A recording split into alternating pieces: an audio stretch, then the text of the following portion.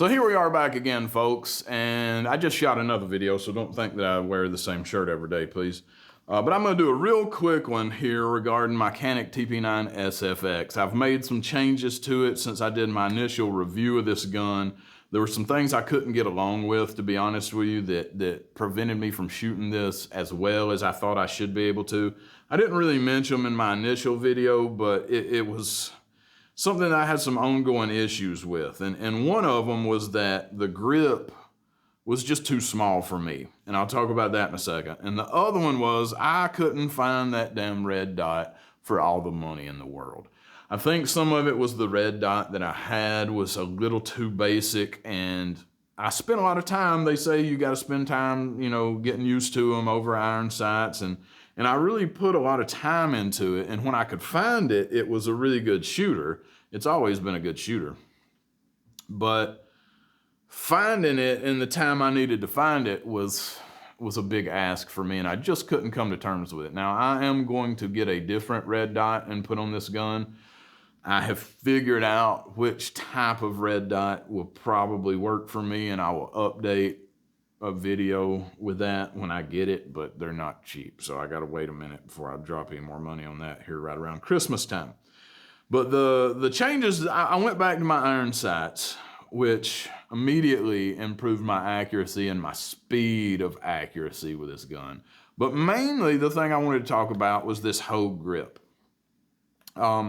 And thank you guys for commenting on my videos. Some of you are smart asses that get on here and act like you know everything in the world about guns, but a lot of you folks are very helpful and actually give me some tips and some information that is quite helpful to what I do and how I do it. And I'm very appreciative of you folks that actually have something worthwhile to say, and instead of just a bunch of jackasses talking about how it's not a clip, it's a magazine.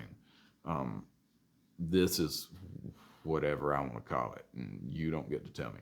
But anyway, the Hogue grip for this Canik TP9 SFX, which is not actually for this Canik TP9 SFX. It's actually a Hogue grip for a CZ, I can't remember, I'll look it up and throw it up on the screen right here. It's some type of CZ, maybe a CZ75 or something.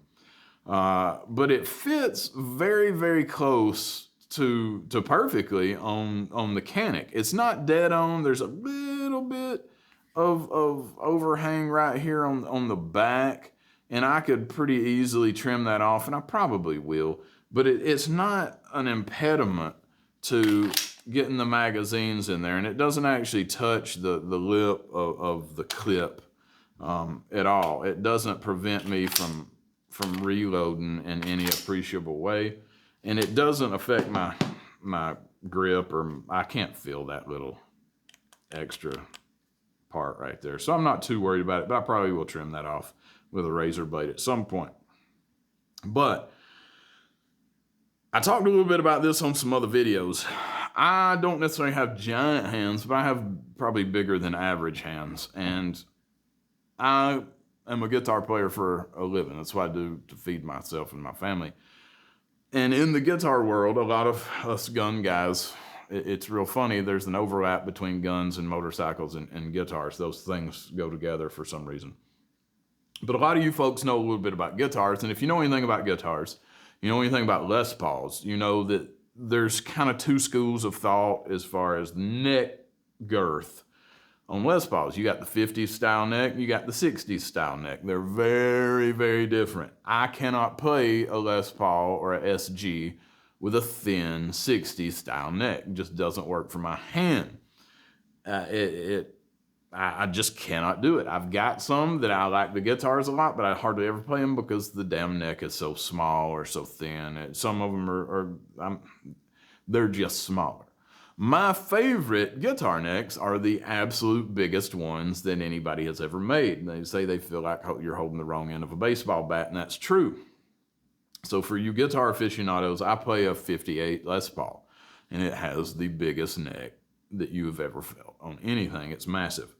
And so I started to realize not too long ago, when I really got into timing myself with a shot timer and trying to shoot more competitively and really bearing down and trying to improve my pistol skills, I started to realize that my grip understanding on the gun is a lot like my grip understanding on the guitar. I need one that's bigger to be able to manipulate the thing comfortably. It's not that I can't shoot it with a small grip, but it's just more ergonomically viable for me when it actually has more to hold on to. So the addition of this Hogue grip has made a big difference. And you can probably see how it's much thicker here. It's got some kind of bulbous area in the middle on the sides, and it's certainly thicker in this way. And it's got the finger grooves, which I'm not crazy about finger grooves on a gun. It's not my favorite thing. I could take or leave those. But the addition of all of that rubber, hard rubber on here too, it's not like a spongy feeling grip at all. It's a nice, firm feeling grip. It doesn't feel appreciably any different than a standard grip if it was made of like a rubberier texture. It's got the beaver tail area that goes up. I mean, it's really cool. I've never been a big fan of Hogue grips, to be honest. I kind of hated on them when one of you guys commented about them with the Springfield Hellcat. And I wouldn't put one on a carry gun because I want my carry gun to be the smallest possible thing I can get.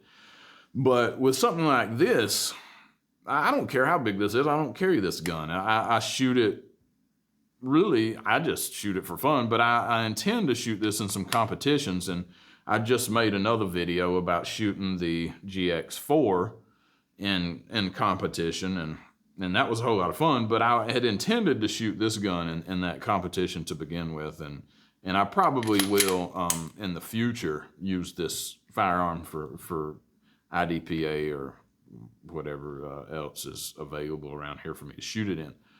But adding that Hogue grip made a big difference. If you've got one of these and you're not able to adapt to the small grip, and I even have the bigger back strap on there, and I just always kind of felt like it was wobbling around in my hand, and adding this on there immediately increased my accuracy with this gun. I mean, it's an accurate gun in and of itself, but me handling it, my ability with this went up relatively noticeably. And it just feels better in my hand, and I shoot it better. And I don't know what else you could ask for something that costs, $20. I don't even think I paid $20 for that grip. It was pretty cheap. I got it on eBay, and it came right to the door, slapped that sucker on. Now I did soak it in some hot water, I boiled some water and soaked it in there for a minute and put it on, which I think is what they suggest to do. And I actually used a hairdryer a little bit too to keep it warm while I was putting it on there. And it wasn't hard to install. I mean, you just slide it over there, and it's not easy. I wouldn't give it to your 4-year-old daughter to do, but it ain't the hardest thing in the world. It went on there, it looks good, it feels good. So if you're in the market for that, if you got a Canik and it's too small for your hand, check out those Hogue grips. I've never been a fan of Hogue grips, but I'm a fan of this one. So anyway, thanks for joining me again, folks. I will catch up with you guys on the flip side, and hopefully I will see you out at the range. Hanging way up in your tree.